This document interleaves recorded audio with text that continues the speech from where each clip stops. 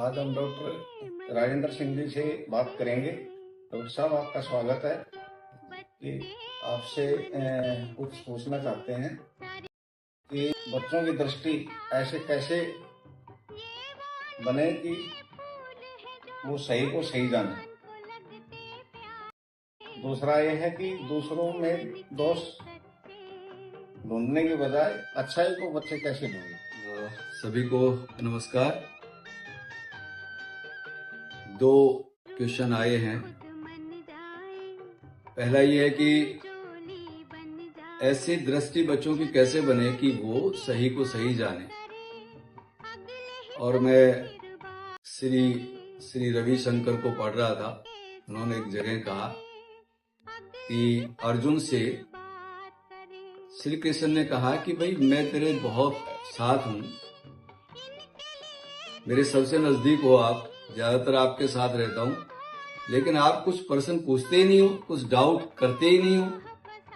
मेरी हर बात का आपको लगता है सही है। तो ये जो बहुत बड़ी बात कृष्ण जी अर्जुन को कह रहे हैं, और वो सीधी सी बात ये कह रहे हैं कि अगर आईना में धुंधलापन है, मिट्टी जमी हुई है और आप उसको देख रहे हैं तो आपको धुंधला दिखाई देगा। लेकिन आईना अगर साफ है, बिल्कुल साफ है, लेकिन दोष आंखों में है तो वो धुंधला दिखाई देगा आपको। और कहीं भी देखेंगे तो भी धुंधला दिखाई देगा जब तक कि आंख का इलाज ना हो जाए।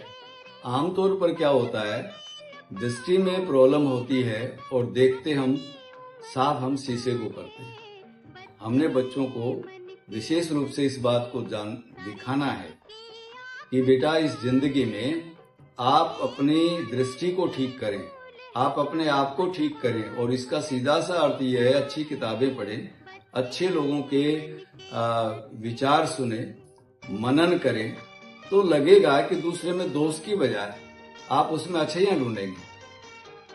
ये बहुत जरूरी चीज है और ये सबको सिखानी चाहिए।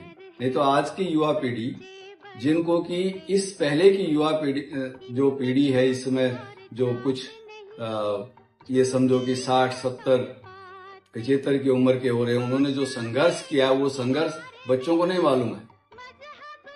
इसलिए मैंने कई बार ऐसा भी देखा है कि एक पिता ने बड़े संघर्ष के बाद बहुत कुछ किया और उसका बच्चा जो 20-25 साल का है वो कहता है कि ये होना चाहिए, ये होना चाहिए। उसको प्रश्न उठाता है उसके कार्यों पर, और वो उसका कारण क्या है कि बच्चे ने उस संघर्ष को नहीं देखा, उसने उस दृष्टि को अपनी को साफ नहीं किया, बल्कि वो उन शीशों को साफ करने की कोशिश करता है जो धुंधले नहीं है, दृष्टि में प्रॉब्लम है। इसलिए ये बड़ा जरूरी है कि बच्चों को वो चीजें सिखाई जाएं ताकि वो उस प्रकार का बने कि दूसरों में दोष ढूंढने के बजाय वो उनमें गुडनेस को ढूंढे और उस गुडनेस पे काम करें, उस अच्छाई से काम करें। तो जैसा उनका इस प्रकार का दृष्टिकोण होगा दूसरों को देखने का, अच्छाई को देखने का होगा, तो संसार भी उसको अच्छा दिखाई देगा।